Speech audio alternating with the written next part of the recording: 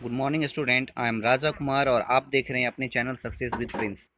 बच्चों, आज हम लोग जो है सो एंशियंट हिस्ट्री का जो है वो पार्ट 3 लेके आ रहे हैं, जिसमें कुल 120 या 130 के आसपास जो है वन लाइनर क्वेश्चनों को देखेंगे और समझने का प्रयास करेंगे, जो किसी भी कम्पिटिटिव लेवल के एग्ज़ाम में के लिए जो है के व्यू से जो है यह बहुत ही महत्वपूर्ण होता है। तो चलिए इन सारे क्वेश्चनों को एक एक करके देखते हैं। जैसे कि आपको अपने स्क्रीन पे जो पहला क्वेश्चन दिख रहा होगा कि जैन धर्म के 22वें तीर्थकर थे, तो इनका जो नाम था वो था अरिस्टोनेमी। अरिस्ट अरिस्ट अरिस्टनेमी उनका नाम था। दूसरा क्वेश्चन है कि जैन धर्म के 23वें तीर्थकर थे, तो पार्श्वनाथ थे। पार्श्वनाथ को ज्ञान की प्राप्ति हुई थी कहाँ? तो समेध पर्वत पर।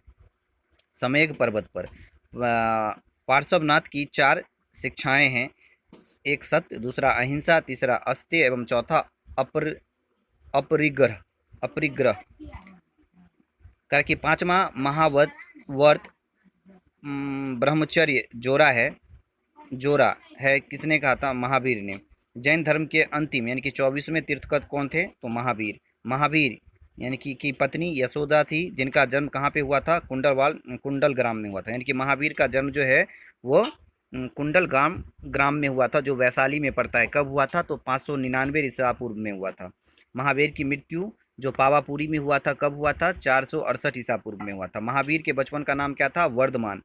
और पत्नी का नाम यशोदा। कह रहा है कि महावीर किस राजघराने में पैदा हुए थे? तो क्षत्रिय। महावीर के पिता कौन थे? सिद्धार्थ, जो क्या थे? जात्रिक कुल के थे।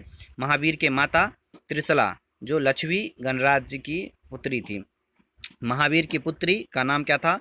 महावीर की पुत्री का नाम था अनुज्ञा, या फिर प्रियदर्शनी के नाम से भी जाना जाता है।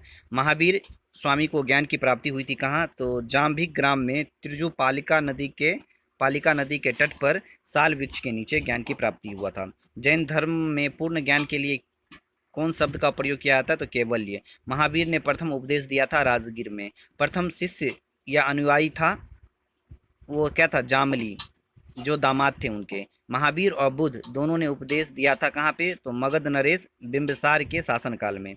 जैन धर्म के त्रिरत्न हैं। जैन धर्म के त्रिरत्न कौन सा है? सम्यक दर्शन, सम्यक ज्ञान एवं सम्यक आचरण। जैन धर्म के 2 संप्रदाय श्वेतांबर और दिगंबर थे करके। श्वेतांबर संप्रदाय के संस्थापक स्थूल भद्र थे और दिगंबर संप्रदाय के संस्थापक भद्रबाहु थे। जैन जैन तीर्थकर की जीवनी का उल्लेख कल्पसूत्र में है। कल्पसूत्र की रचना किसने की थी? भद्रबाहु ने की थी। जैन साहित्य को कहा जाता है आगम। प्रथम जैन सभा कब हुआ था? तो 300 ईस्वा पूर्व में हुई थी। कहाँ? पाटलिपुत्र में। स्थूल भद्र की अध्यक्षता में की गई थी। दूसरी जैन सभा जो है वो 500 ईस्वी में की गई थी, हुई थी 512 ईस्वी में हुई थी। द्वितीय जैन सभा जो बल्लभी में हुआ था, और देवर्धरी क्षमा सरवन की अध्यक्षता में किया गया था। आजीवक पंथ का प्रवर्तक था मखली गोसाल। करे भागवत वैष्णव धर्म के प्रवर्तक थे कृष्ण। श्रीमद् भगवत गीता लिखी गई है संस्कृत में। भक्ति आंदोलन प्रारंभ हुआ था, अलवर संतों ने प्रारंभ किया था। सूफी धर्म आंदोलन का विकास 9वीं सदी में हुई थी। इस्लाम धर्म के संस्थापक हजरत मोहम्मद साहब थे, जिनका जन्म जो है 570 ईसा में मक्का में हुआ था। कर कि हजरत मोहम्मद साहब को ज्ञान की प्राप्ति हुई थी 610 ईस्वी में। कहाँ? हीरा नामक गुफा में। हिजरी संबंध की शुरुआत 622 ईस्वी में। मोहम्मद साहब की मृत्यु हिजरी संबंध की शुरुआत 622 ईस्वी में की गई थी, और मोहम्मद साहब की मृत्यु जो 632 ईस्वी में मदीना, इनके उनके उत्तराधिकारी मदीना में हुआ था, और उसके बाद उनका उत्तराधिकारी कहलाए खलीफा। कर कि इस्लाम धर्म का पवित्र ग्रंथ है कुरान। तो ईसाई धर्म के संस्थापक ईसा मसीह हैं। ईसाई धर्म का प्रमुख ग्रंथ है बाइबिल। ईसा मसीह का जन्म 4 ईसा पूर्व बेथलेहम में हुआ था। ईसा मसीह को सूली पर चढ़ाया गया था 33 ईस्वी में। 33 ईस्वी में रोमन गवर्नर पोंटियंस के द्वारा। फारसी धर्म के संस्थापक पैगंबर जरथुष्ट्र थे। अगला क्वेश्चन जो नेक्स्ट पेज पे है देखते हैं।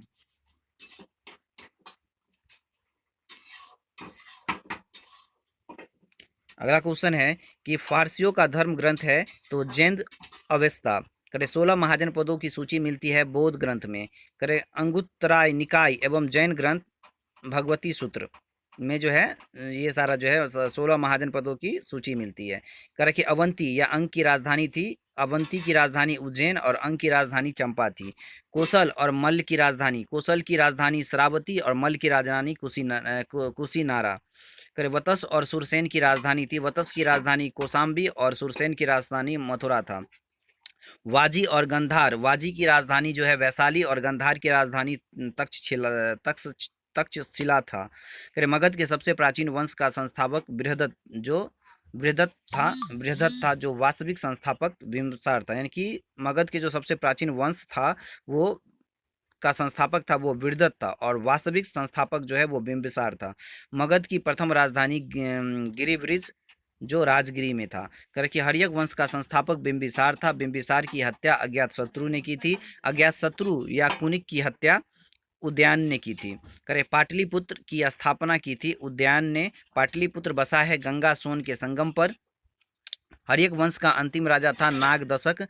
शिशुनाग वंश का संस्थापक था शिशुनाग। नंद वंश का संस्थापक था महापद्म नंद।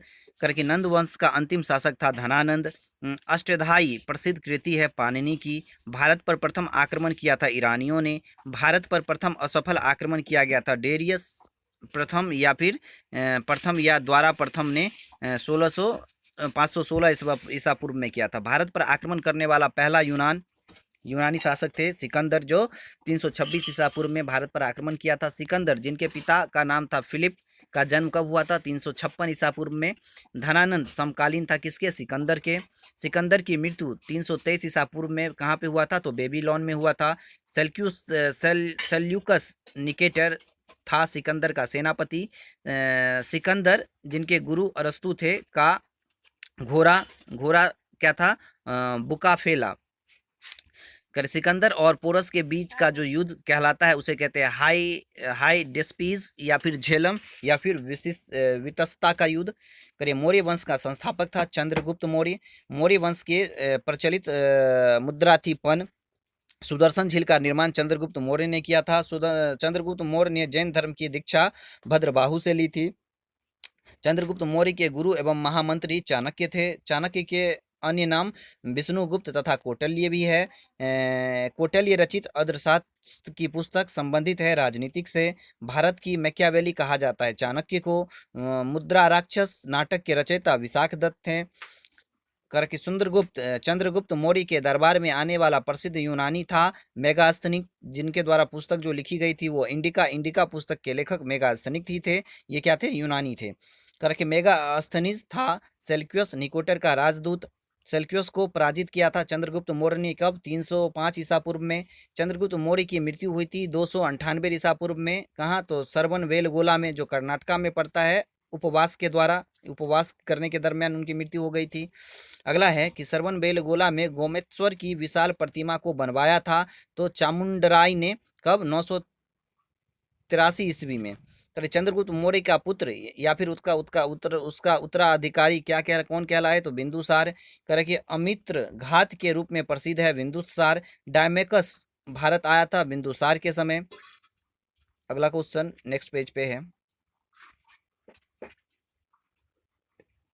बिंदुसार अनुयायी था आजीवक संप्रदाय का। बिंदुसार का पुत्र यानी कि उत्तराधिकारी कहलाया अशोक मगध की गद्दी पर बैठा 269 ईसा पूर्व में। अशोक ने धम्म स्वीकार किया था। कलिग युग के बाद जो कब हुआ था? 261 ईसा पूर्व में।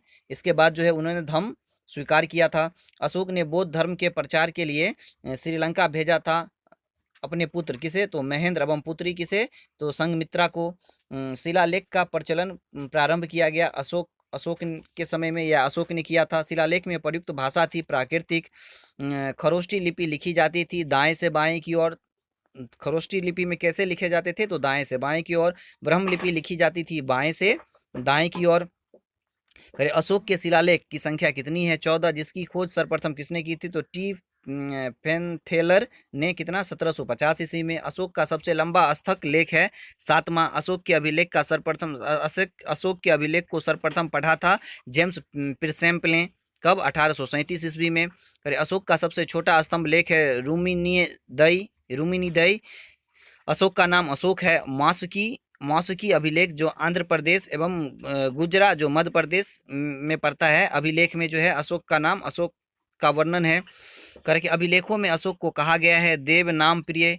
अशोक ने स्वयं को मगध का सम्राट बताया है। भ्राभ्रू शिलालेख में जो राजस्थान में है करे कि कलिंग युद्ध का वर्णन है। 13वें शिलालेख में कलिंग युद्ध का वर्णन है। करे सांची स्तूप जो मध्य प्रदेश में है का निर्माण अशोक ने करवाया था। भरहुत स्तूप जो अशोक कालीन मध्य प्रदेश में है। श्रीनगर की स्थापना किया था अशोक ने। अशोक की मृत्यु हुई थी 232 ईसा पूर्व में। मौर्य वंश का अंतिम शासक था बृहदत्त करके। शुंगु वंश का संस्थापक पुष्यमित्र शंगु थे।